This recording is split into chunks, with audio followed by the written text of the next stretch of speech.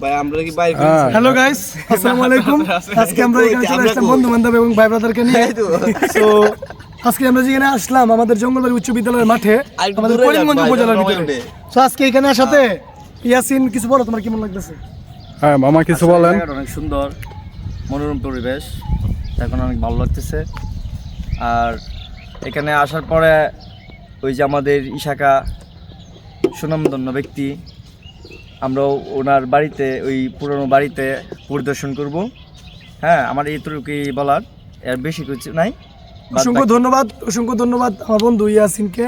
So এখন আমি চাই যে আমাদের বন্ধু নাইম কিছু বলুক। নাইম কিছু বলো, কিরকম লাগতেছে তোমার আজকে? যেহেতু এটা আমাদের কিশোরগঞ্জের ভিতরে একটা ঐতিহাসিক স্থান, সেহেতু আমাদের বন্ধু সুহেল এখানে নিয়ে আসছে আমাদেরকে। তাক বন্ধুকে অসংখ্য ধন্যবাদ, বন্ধুর উদ্যোগে এখানে আসছি, মনটা আসলে অনেক ভালো হয়ে গেছে। ধন্যবাদ মামা পোস্ট হবে, বুঝেন নাই কিছু বল। যে রোজা রমজানের সময় আসছিলাম অনেক সুন্দর একটা জায়গার মধ্যে, কিন্তু একটা জিনিস খুব মিস করতেছি। খালি জায়গায়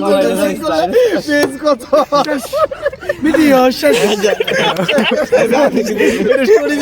কষ্টে আছে লোকটা, এই যে ইনসান খুব কষ্টে আছে। ভাই তোরা গোয়ার মধ্যে কিছু নাই, আর কিছু করার মতো নাই। সাইমনের কিছু করার লাগতো না ভাই। আপনি কিছু বলেন। আমি রোজা আছি, কিছু কইতে হবে না, কইলে সমস্যা। আপনি রোজা রাখছেন? ভাই